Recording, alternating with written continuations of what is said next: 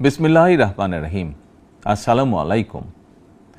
ত্যাগের পরাকাষ্ঠা, তাকওয়ার মহিমান্বিত পথ নির্দেশনা এবং আত্মশুদ্ধির অনন্য বার্তা নিয়ে বছর ঘুরে বিশ্ব মুসলিমের দুয়ারে আবারও হাজির পবিত্র ঈদুল আজহা।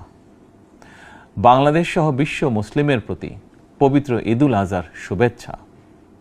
দল, মত, ধর্ম, বর্ণ নির্বিশেষে দেশবাসীকে পবিত্র ঈদের শুভেচ্ছা জানাই। ঈদ মোবারক। কোরবানি শুধু পশু জবাই নয়, বরং লোভ, লালসা, হিংসা, বিদ্বেষ আর মনের পশুত্বকে পরাভূত করার দীক্ষা গ্রহণের মধ্যেই নিহিত রয়েছে কোরবানির মাহাত্ম্য ও তাৎপর্য। আল্লাহর শ্রেষ্ঠত্ব ঘোষণা করে নিজেকে আল্লাহর কাছে সমর্পণের এই উৎসব আমাদেরকে ত্যাগের মহিমায় উদ্ভাসিত করবে, সত্য সুন্দরের দিকে ধাবিত করবে। এটিই হোক পবিত্র কোরবানির অন্যতম শিক্ষা।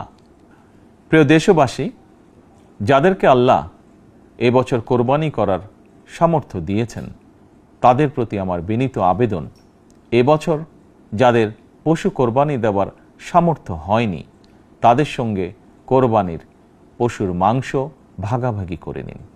এটিও কোরবানির আরেকটি অন্যতম শিক্ষা। প্রিয় দেশবাসী, আপনাদের প্রতি আমার বিনীত আহ্বান, কোরবানির চামড়া যথাযথ প্রক্রিয়ায় সংরক্ষণ করুন। কোরবানির পশুর রক্ত ও বর্জ্য পরিষ্কারের ব্যাপারে পরিচ্ছন্নতা কর্মীদের সহায়তা করুন দয়া করে। যথাসম্ভব নিজেরাও পরিচ্ছন্নতা অভিযানে অংশ নিন সম্ভব হলে, যাতে কোরবানির দিনই সংশ্লিষ্ট স্থানগুলো পরিষ্কার পরিচ্ছন্ন করে ফেলা যায়। পবিত্র ঈদে কায় মনোবাক্যে আল্লাহর দরবারে প্রার্থনা, তিনি যেন আমাদের মাতৃভূমিসহ সমগ্র মুসলিম বিশ্ব ও মানব জাতির জন্য শান্তি, নিরাপত্তা ও স্থিতিশীলতা দান করেন। একই সঙ্গে আমি বিশ্ব জুড়ে শান্তি, সম্প্রীতি এবং নিরাপত্তার জন্য মহান আল্লাহ রাব্বুল আলামিনের দরবারে প্রার্থনা করছি। প্রিয় দেশবাসী, আবারও আপনাদেরকে ঈদুল আজহার শুভেচ্ছা জানাই।